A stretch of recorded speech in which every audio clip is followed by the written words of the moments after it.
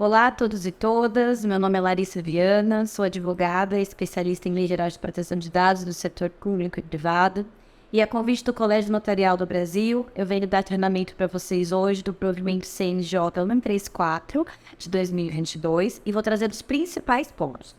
Vocês também vão receber um manual com todos os conceitos e disposições do provimento de forma detalhada e minuciosa e também da Lei Geral de Proteção de Dados. Também vão receber as políticas modelos que o provimento exige que todas as serventias extrajudiciais tenham, independentemente da sua classificação. Então, no artigo 6º, o provimento traz os requisitos mínimos, que eu vou abordar aqui e a gente vai tratar no restante do treinamento. O primeiro requisito é nomear o encarregado pela proteção de dados, depois mapear as atividades de tratamento, elaborar um relatório de impacto quando necessário, adotar todas as medidas de transparência sobre os tipos de dados tratados pela serventia perante os usuários, definir e implementar a política de segurança da informação, definir e implementar a política interna de privacidade e proteção de dados, criar os procedimentos eficazes e gratuitos para atendimento aos direitos dos titulares e zelar para que terceiros contratados também estejam adequados à LGPD e tem que treinar e capacitar todo mundo. Então, vamos começar pelo encarregado de proteção de dados, e o provimento determina que ele pode ser tanto interno, um colaborador, quanto externo, terceirizado. Independentemente se ele for interno ou externo, precisa ter um contrato para registrar que vai exercer essa função e precisa ser devidamente capacitado, tá bom? As diferenças de um encarregado interno e externo é que o interno ele conhece muito bem a serventia, tem contato direto com os colaboradores e terceiros, e já o externo, ele não conhece tanto a serventia e esse contato com funcionários e terceiros, ele é indireto. A vantagem do externo é que ele tem expertise para isso e ele trabalha mais com uma imparcialidade. Já o interno não necessariamente vai ter a expertise necessária e ele tem uma pressão maior interna, principalmente do tabelião. Mas pode ser tanto interno quanto externo, fica a cargo do titular da serventia. Se o tabelião optar por encarregado interno, ele vai precisar editar o contrato de trabalho para inserir todas as atribuições que ele vai exercer com o encarregado e também fazer a anotação na CTPS do colaborador. Agora, as novidades do provimento é que as serventias que estão classificadas na modalidade 1 e 2 do provimento CNJ 74, é que elas podem designar o encarregado de maneira conjunta, tá? E uma coisa muito importante é que não há óbice para contratação independente de um mesmo encarregado, desde que a função desse encarregado que vai ser nomeado por várias serventias não seja prejudicada, ele precisa agir de forma autônoma. E a função do encarregado não se confunde com a do titular da serventia, tá bom? A função do encarregado é uma, a do titular da serventia é outra. E passando brevemente por esse ponto, o titular da serventia é considerado, para fins da LGPD, como um controlador, é um agente de tratamento de dados. Então, jamais, nunca, a função do tabelião vai se confundir com a do encarregado, que tem as funções que nós veremos para frente de implementar a lei dentro da serventia. E o provimento também traz 3 questões muito importantes. Os dados e as informações de contato do encarregado devem ser amplamente divulgados, principalmente nos sites da serventia, se houver, tá? Ele deve ter autonomia para exercer a função e, de preferência, conhecimento especializado nas leis e práticas de proteção de dados. Afinal de contas, ele vai ser o braço direito do tabelião, então ele precisa ter conhecimento técnico, principalmente na área jurídica, para que ele consiga exercer a função como determina a lei. Qual que é a função do encarregado de acordo com a LGPD? É aceitar as reclamações e comunicações de todos os titulares, prestar esclarecimentos e adotar providências, orientar os funcionários sobre as práticas de proteção de dados da serventia e receber a comunicação da NPD e de outros órgãos e também adotar providências, tá? Agora, qual que é o dia a dia do encarregado dentro de uma serventia?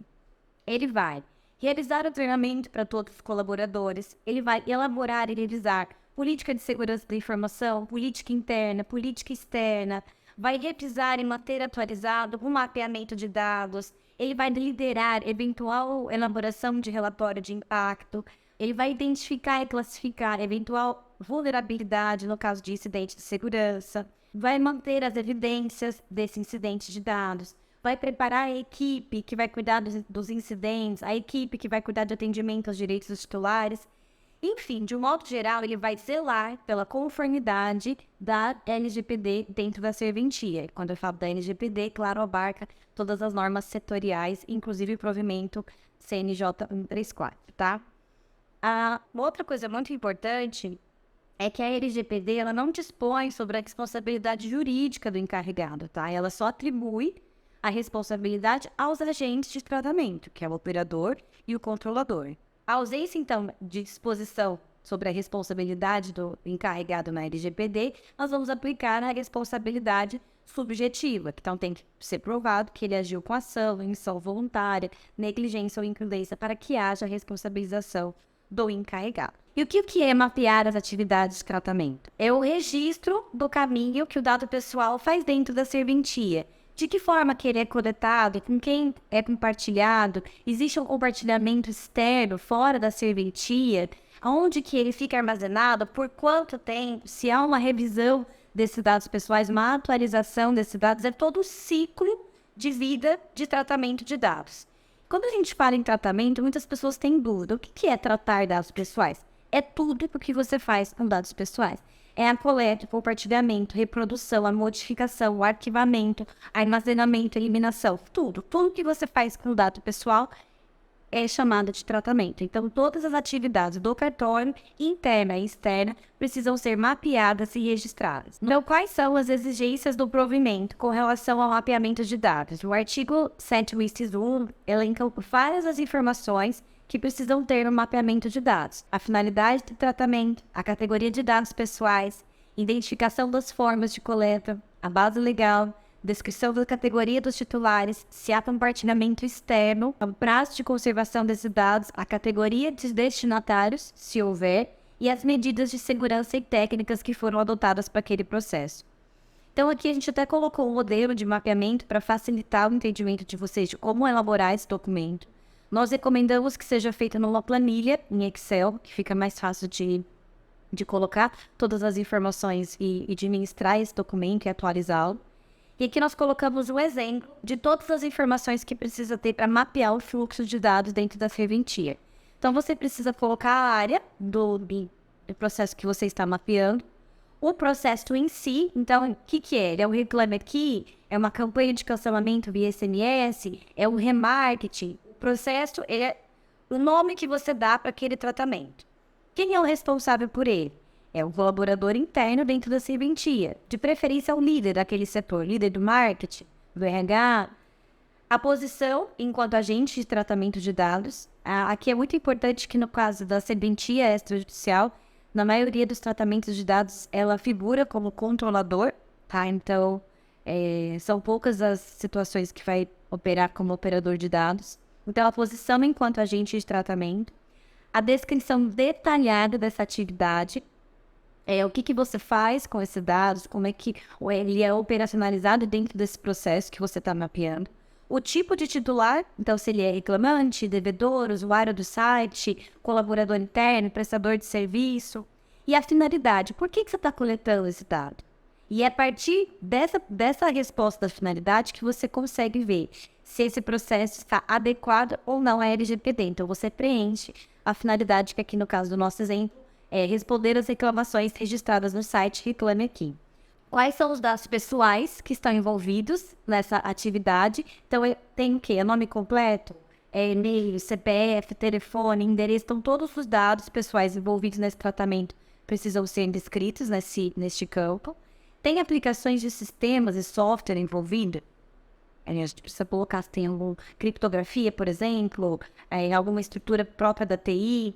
E a base legal de tratamento de dados, que, como vocês sabem, a LGPD permite que haja tratamento de dados pessoais desde que seja fundamentado em uma das 10 bases legais. Então, esse tratamento também precisa ser colocado qual base legal que se aplica. Lembrando, para cada tratamento de dados é uma base legal que se aplica, tá? Não existe 2 bases legais para o mesmo tratamento. Se houver, eles precisam ser desmembrados dentro desse mapeamento de fluxo de dados, tá? Nunca em um processo vão ter 2 bases legais. os agentes que processam esses dados internamente, dentro da serventia. Quem processa esses dados? Nesse caso aqui é o marketing, o jurídico e o TI. Então, todas as pessoas envolvidas no tratamento desses dados precisam estar aqui. Os agentes externos que têm acesso a esse dado. Então, esse dado é transferido para o banco, esse dado é transferido para outro cartório, esse dado é transferido para um sistema de backup. O local de armazenamento precisa ser inserido também, tanto físico quanto digital.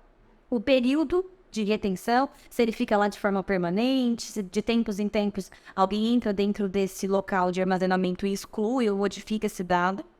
Se de alguma forma ele é atualizado, a periodicidade e as medidas de segurança e prevenção que vocês adotaram para esse processo de tratamento de dados. Não obrigatoriamente todo tratamento vai ter uma medida de prevenção e sugere-se que tem. Os agentes que recebem esses dados, o motivo pelo qual ele recebe, a finalidade do envio desses dados externos para a serventia e a base legal de transferência. Então, nota-se que são muitas as informações que precisam ter no mapeamento. E como que nós vamos fazer? A gente entrevista os líderes das áreas, colhe todas essas informações e monta um mapeamento com tudo isso que tem aqui, que eu até mostrei dizer para vocês. Uma questão muito importante também que o provimento trouxe é que o mapeamento deve ser realizado sempre que necessário, não podendo ultrapassar o período de 1 ano. Então, todo tratamento novo de dado que tiver dentro da serventia, ele precisa ser incluído dentro desse mapeamento. A atualização desse mapeamento é contínua e ele precisa ser fidedigno à realidade do cartório. Então, por isso que tem sempre que atualizar este documento, porque ele serve, inclusive, de registro dessas operações de tratamento de dados e que o eventual incidente pode auxiliar e muito o tabelião e o DPO, tá? Ele também deve ser arquivado em local seguro para, como disse, para servir como prova até pela NPD ou outro órgão que solicitar. Depois que você nomeou o encarregado e mapeou os fluxos de dados da serventia, você vai precisar analisar os riscos desses tratamentos de dados que você mapeou. Então, antes de você identificar as medidas técnicas de segurança administrativa, você precisa analisar os riscos, que a partir desses riscos a gente vai conseguir identificar qual medida é a melhor aplicável para aquele caso, para minimizar os riscos. É importante lembrar que a LGPD ela não vem para erradicar riscos. É impossível você erradicar riscos se tratando de tratamento de dados pessoais. Você minimiza o risco com a adoção de medidas técnicas administrativas e de segurança, tá? Então, a gente sugere que ou no mesmo documento onde você fez o mapeamento, que é uma planilha de Excel, ou até um documento apartado, que para cada risco identificado, seja considerado, né, a probabilidade de ocorrência desse risco e o possível impacto que ele vai causar. Então, por exemplo, o compartilhamento excessivo de dados pelo WhatsApp. Qual que é a probabilidade desse risco acontecer? Vamos combinar que pode ser grande. E qual que é o impacto que isso pode causar? Depende do tipo de dado que está sendo compartilhado, tá bom? Então, a gente sugere usar esses parâmetros escalares para representar esses níveis de probabilidade e impacto que, após multiplicar, vão ter o resultado do risco, que pode ser baixo, moderado ou alto. E, a partir do resultado, conseguimos implementar melhores as medidas, né? Nós chamamos esses parâmetros escalares de matriz de probabilidade e impacto, tá? Inclusive, nós colocamos uma legenda que pode ser utilizada nesse documento de Gap Analysis para orientar o significado de eventos, probabilidade, impacto e o nível de risco, tá bom? E o grau dele, claro. Se ele é baixo, moderado ou alto. E como eu disse, também é muito importante que o Gap Analysis seja ou elaborado no mesmo documento do mapeamento, abre-se as abas para poder analisar esse risco e classificá-lo, ou em documento separado também em Excel, nós sugerimos, ou até mesmo sistema automatizado. É importante, assim como no mapeamento, que todo novo tratamento seja incluído lá. Aqui, todo novo tratamento de dados deve ser analisado e avaliado os riscos para que a gente consiga identificar as medidas de segurança pertinentes. E também deve ser arquivado, ou no mapeamento. Então, nós já falamos da importância de nomear encarregado, de mapear o fluxo de dados e de analisar os riscos. E quanto a analisar os riscos, nós vamos ter quais são essas medidas de segurança técnica e administrativa que cada tratamento de dados vai precisar para minimizar os riscos, tá? Essas medidas, elas devem ser aptas a proteger os dados pessoais de acessos não autorizados ou de situações acidentais, que pode ser perda, alteração, comunicação ou qualquer forma de tratamento inadequado ou ilícito dos dados pessoais. Então, todo novo processo que iniciar dentro da serventia, um novo processo de tratamento de dados pessoais, deve-se pensar em todas as medidas técnicas de segurança e administrativas que têm que ser adotadas desde lá do comecinho até ser efetivamente implementado dentro do cartório, tá? E essa abordagem, esse Privacy by Design, a concepção dele é que a gente haja de forma proativa e não reativa. Inclusive, esse é muito um conceito que a própria LGPD traz. Vamos ser proativos e não reativos. Vamos evitar que o problema aconteça do que correr atrás do prejuízo. E tanto a LGPD quanto o provimento, eles são normas de princípios, né, conceituais. Então, eles falam que a serventia precisa adotar as medidas de segurança técnica e administrativa, mas não especificam, não fazem um checklist de quais são essas medidas. O artigo 12 traz algumas delas, que eu vou falar aqui agora, mas assim, tem milhares de medidas que precisam ser tomadas pelo cartório para estar adequada à LGPD. Então, o artigo 12 traz como medida a política de segurança da informação, plano de resposta a incidente, análise da segurança das hipóteses de compartilhamento de dados pessoais, avaliação de sistemas e bancos de dados em que houver tratamento de dados pessoais e treinamento. Mas além dessas do artigo 12, todo cartório precisa ter a política geral de proteção de dados, o aviso de privacidade externo no site da serventia se houver, no balcão, no mural, o gerenciamento de cookies, também muito importante, a política de atendimento aos direitos dos titulares, o termo de sigilo e confidencialidade para os colaboradores assinarem e a revisão dos contratos em geral. Então, essas são algumas das medidas, as principais, né, as mais importantes, mas não as únicas, para estar adequado à LGPD.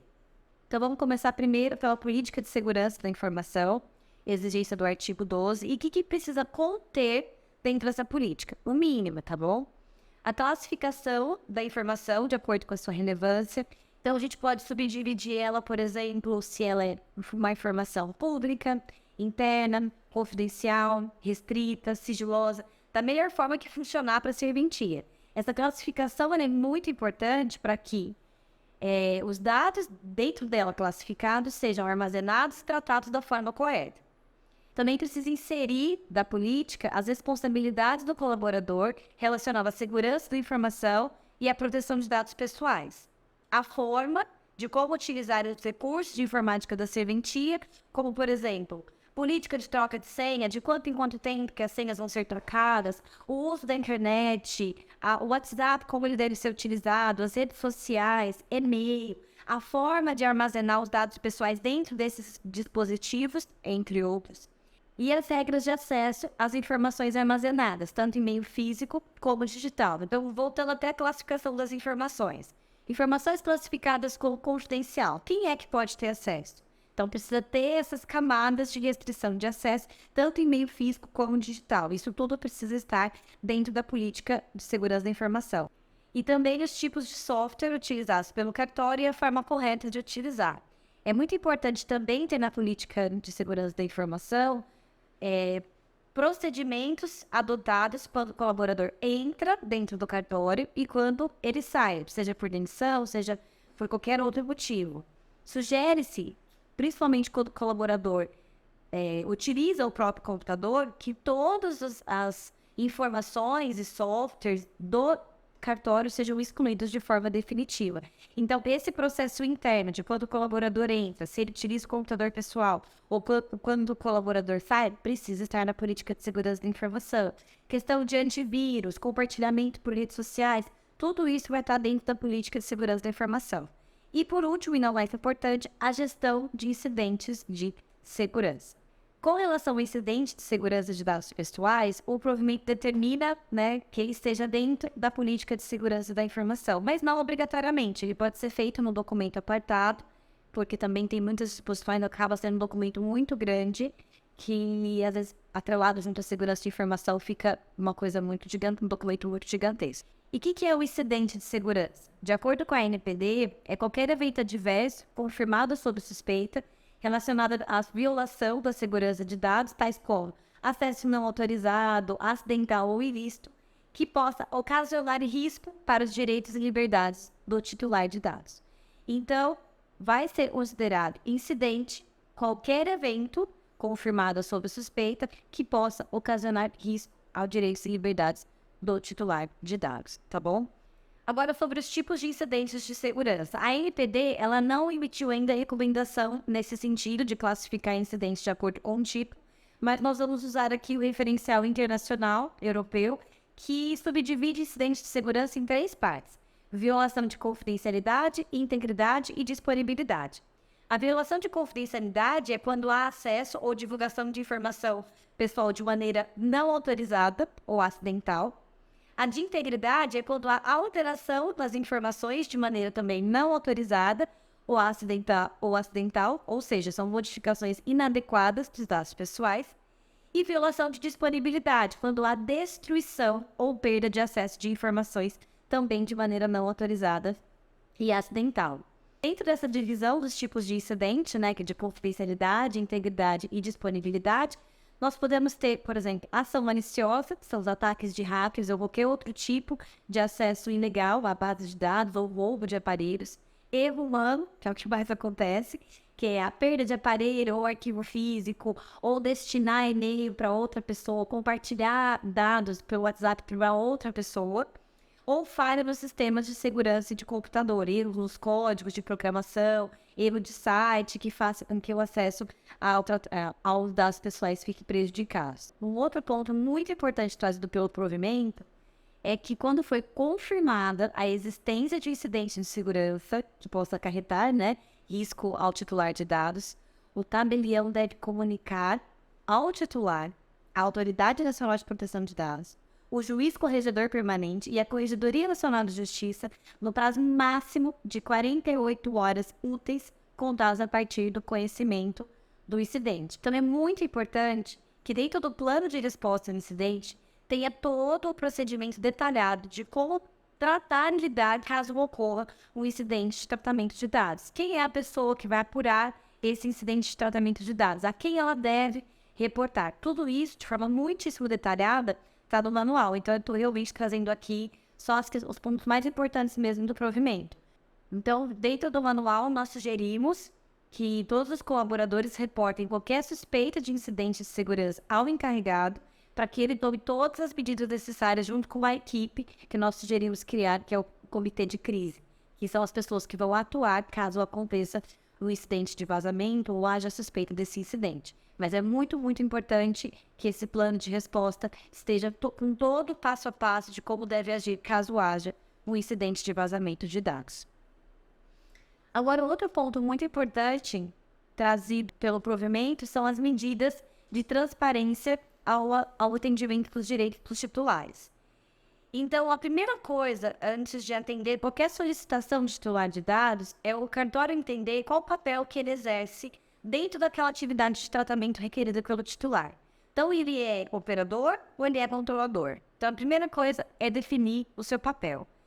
Como eu falei anteriormente, o cartório, via de regra, na maioria das vezes, figura com o papel de controlador e o controlador, por sua vez, ele tem a obrigação de atender todas as requisições do titular de dados.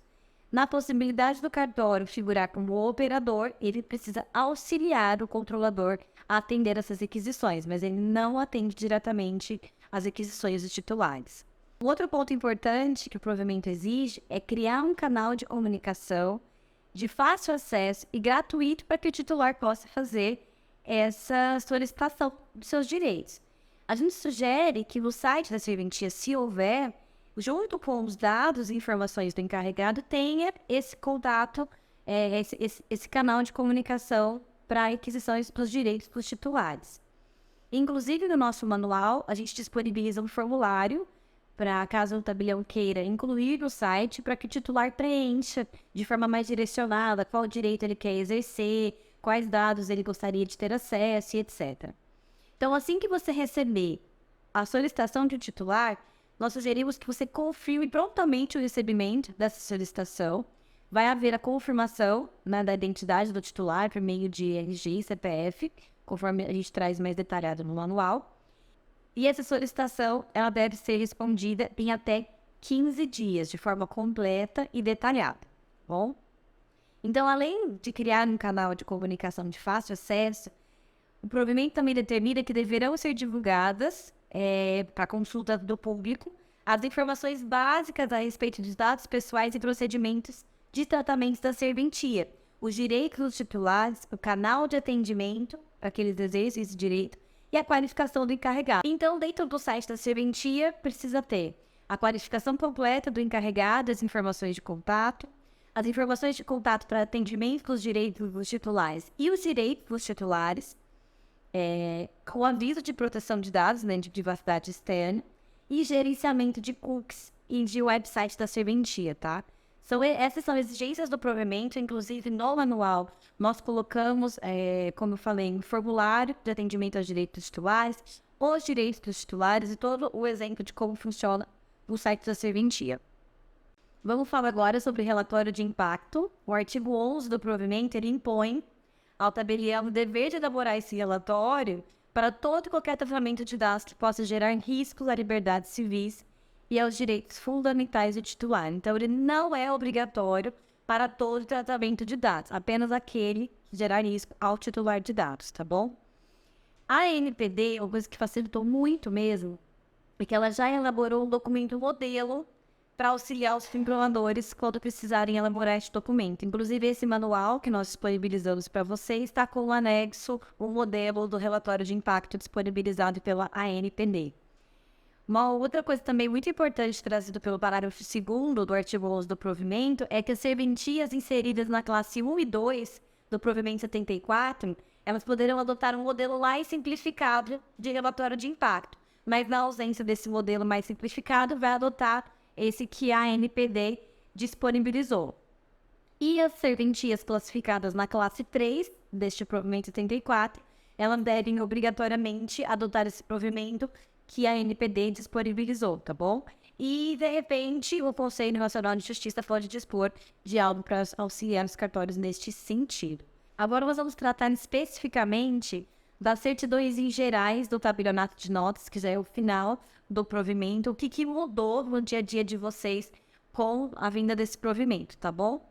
Com relação à emissão de certidões em gerais, as serventias extrajudiciais já fazem isso por obrigação legal ou regulatória. O mais importante nesse caso, que a LGPD já trouxe, o provimento veio reforçar, é sempre se atentar aos princípios da LGPD ao emitir qualquer documento, principalmente o da finalidade, adequação e necessidade.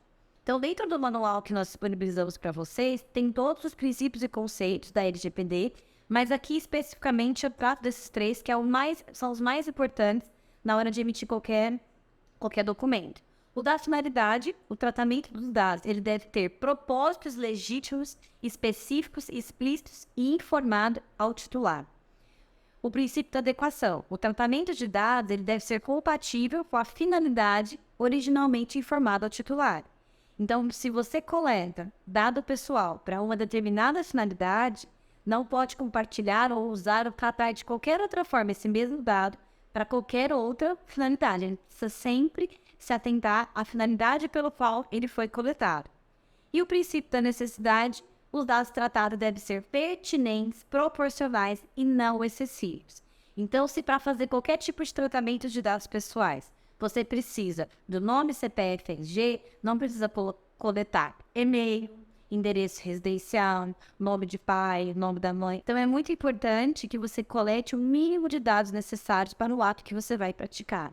Então, vai emitir qualquer documento que seja, precisa se atentar principalmente a esses três princípios da LGPD. Justamente para se atentar aos princípios da LGPD, que nós sugerimos que o tabelião adote um formulário simples para o usuário do serviço preencher com a finalidade daquele documento, se assim não for exigido explicitamente, né, por legislação específica. Isso evita que essa pessoa não sabe o documento que ela precisa, o documento que ela quer. Isso evita que a serventia emita os documentos com informações desnecessárias que não vai atender à finalidade pretendida pelo usuário, tá? E lembrando também que o compartilhamento de dados com as centrais de serviços eletrônicos é compatível com a legislação de proteção de dados, só devendo as centrais observar as finalidades dos dados a serem compartilhados. Então, nota-se que, basicamente, todas essas questões de emissão de certidões em gerais precisam obrigatoriamente se atentar aos 3 princípios: finalidade, adequação e necessidade. Outro ponto muito importante trazido pelo provimento, no artigo 24, é a possibilidade do titular da serventia, se ele acreditar ou ver qualquer desproporcionalidade na solicitação do compartilhamento de dados pelo órgão público, ele deve consultar a Corregedoria Nacional de Justiça no prazo de 24 horas. Agora eu vou abordar os 6 artigos que tratam especificamente dos documentos emitidos pelos tabelionatos de notas e fazer os comentários pertinentes dessa novidade que o provimento trouxe, que vai mudar, de fato, o dia a dia de vocês. O artigo 28 fala que a emissão e o fornecimento de certidão de ficha de firma e dos documentos depositados por ocasião de sua abertura somente poderão ser realizados a pedido do próprio titular, seus representantes legais e mandatários com poderes específicos ou mediante decisão judicial. Por que o provimento trouxe isso? Porque para você fazer a abertura de ficha de firma é necessário uma foto. Então, ele trouxe essa maior restrição à publicidade deste documento.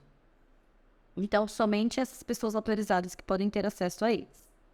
Então, o artigo 29, por sua vez, ele determina que o fornecimento de certidões para os solicitantes legitimados pode ocorrer por meio de cópia reprográfica. Essas certidões que ele trata são as escrituras e as atas notariais, e os solicitantes legitimados é aquele que tem interesse jurídico no documento. Então, pode ser o sucessor, ou tratante, credor, precisa ter esse interesse, que ele decorre ou de acordo entre as partes ou da própria lei. Então, o artigo, ele delimita já essa publicidade dos atos em respeito aos princípios da LGPD, principalmente da finalidade, necessidade e adequação. O artigo 30, ele fala que o pedido de lavratura de ata notarial realizado por um dos pais ou pelo responsável legal envolvendo dados pessoais de sujeito menores de 12 anos será considerado como consentimento específico e em destaque para o tratamento de dados da criança. Por que o artigo 30 do provimento trouxe isso? A LGPD, o parágrafo 1º do artigo 14, ele determina que obrigatoriamente os dados de crianças devem ser feitos por meios de termo específico, termo de consentimento específico. Então, o artigo 30 trouxe que o pedido de lavratura por um pai ou por um responsável já é considerado como consentimento. Ele já retira a necessidade de elaboração de um outro termo complementar para servir como consentimento. Já o artigo 31, ele fala que nos atos protocolares e nas escrituras públicas não haverá necessidade de inserção da condição de pessoa exposta politicamente. Mais uma vez, a gente vê os princípios da finalidade e necessidade aplicados ao artigo 32 do provimento.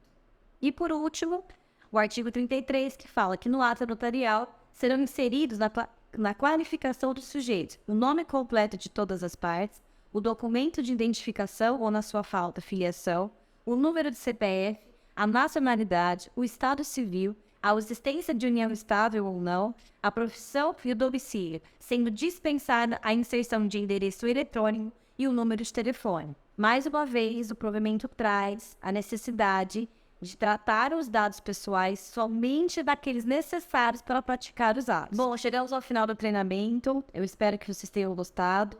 Qualquer dúvida pode entrar em contato conosco. Tem também o manual com todas as exposições do provimento da LGPD de forma bem detalhada, que nós acreditamos que vai ajudar muito nesse processo de adequação à Lei Geral de Proteção de Dados.